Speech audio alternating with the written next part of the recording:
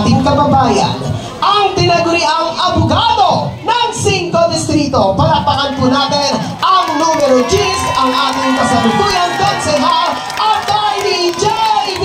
Hizon.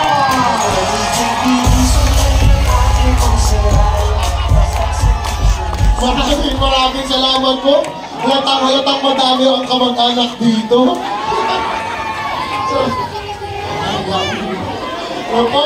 Magandang gabi po sa inyong lahat. Ako po si Konsehal Atty. J.B. Hizon, ang abogado at tagapagtanggol ng 5 Distrito.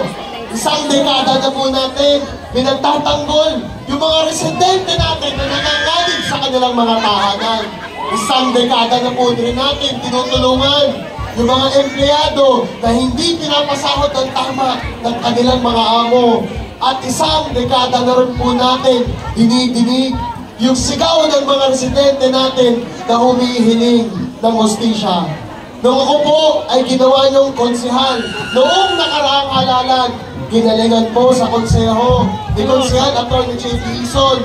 Sa katunayan, sa lahat po ng mga bagong halal na konsehal, noong nakaraang halalan, isa po si Konsehal Atty. J.B. Hizon sa may pinakamaraming naipasang ordinansa at resolusyon. Kabilang na po dyan yung pagtatalaga ng kauna-unahang Sharia Court sa labas ng Mindanao, dito po sa Luzon ng Maynila, para po yan sa mga kapatid natin na Muslim. Ako rin po yung nagsusulong ng Right to Care Ordinance ng Luzon ng Maynila, na kung saan nagbibigay ito ng pagkilala sa mga mag-asawang hindi pa kasal at sa mga membro ng LGBTQ community para pwede na silang mag-desisyon sa ospital. Bukod po dyan, hindi ko rin naman po kinalimutan ang edukasyon ng inyong mga anak dahil naniniwala po ako. Ako po ay naging konsehal dahil sa pag-aaral na naipamahagi sa akin ng aking magulang. Kaya po, pinili ko rin mamahagi ng scholarship sa mga anak nyo at sa mga apo nyo para sila naman po ang magtaas sa atin sa kahirapan. At kinagagala ko pong i-report sa inyo, sa 2 taon pa lang na namimigay po tayo ng scholarship sa kolehiyo, nakapagpaaral na po tayo ng humigit kumulang 500 estudyante sa kolehiyo. Ngayon naman po, ako po ay lumalaban para sa aking ikalawang termino. Kasi po, marami pa tayong trabaho kailangan gawin. Marami pa po akong mga ordinansa kailangan ipasa. Katulad po ng pangarap kong ordinansa, yung Batang Maynila Scholarship Ordinance. Palabarang araw, yung mga anak natin makapag-aral ng maayos at hindi na kailangan magsiksikan sa UDM at PNM.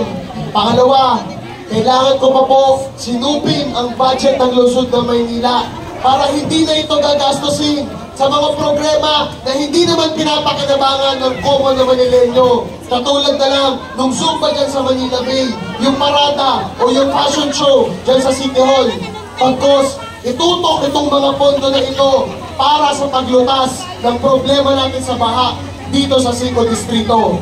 Pangatlo, pangarap ko pa po na sagutin na ng Luzon ng Maynila yung mga kagamitan ng ilang mga barangay para po maging pantay-pantay ang pagsiservisyo ng mga barangay sa ating mga residente. Kahit mayaman, mahirap o middle class na barangay, magiging pantay-pantay ang servisyo para sa inyo pong lahat.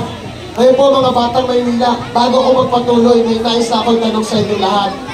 Sasamahan niyo po ba si Konsehal Atty. J.B. Hizon sa laban na ito? Maraming salamat. Kung ako po ay inyong sasamahan, pwede po ba makiusap na rin? Pwede po ba samahan niyo na rin at suportahan ang buong lineup ng Your Best Choice? Pwede? Ngayon, sa pagtatapos po, may gusto lang muna ako sabihin sa inyong lahat. Ito pong lugar na ito ay napakamalapit po sa aming mga puso. Alam naman po siguro ng mga iba rito na dito po pinanganak ang aking ama, si Congressman Joey Hizon. Alam niyo po, sa lahat ng mga naging laban ng tatay ko, hindi niyo po siya iniwan. Sinamahan niyo parate at naniniwala naman po ako, hindi naman po kayo ipinahiya ng tatay ko. At nagkaroon kayo ng konsehal na naging congressman na may pagmamalaki. Tama ba? Ang problema po, ngayon wala na po yung aking ama. Wala na po siya dito para ikampanya ako sa inyo. Wala na po siya dito para kalabitin yung mga kaibigan niya dati at sabihin, suportahan niyo naman yung anak ko. Kaya po may isa po akong hiling sa inyo. Pwede po ba, kahit wala na po yung tatay ko, para makiusap sa inyo, ampunin niyo na po si Consel JP Hison. Pwede? Ampunin niyo na ako. Tulungan niyo na ako. At sa ganun, ito naman ang pangako ko sa inyo. Pag ako sinuportahan niyo, balang araw, sinusigurado ko sa inyo, ipapagbalaki nyo yung suporta ang ibibigay nyo sa akin. Pwede po ba? Maraming salamat sa inyo. So muli, ako po ang inyong Konsehal Attorney JP Hison, number 10 sa Balota. Maraming salamat sa inyong lahat. Mahal na mahal ko kayo. At Manila! God bless! Maraming salamat po.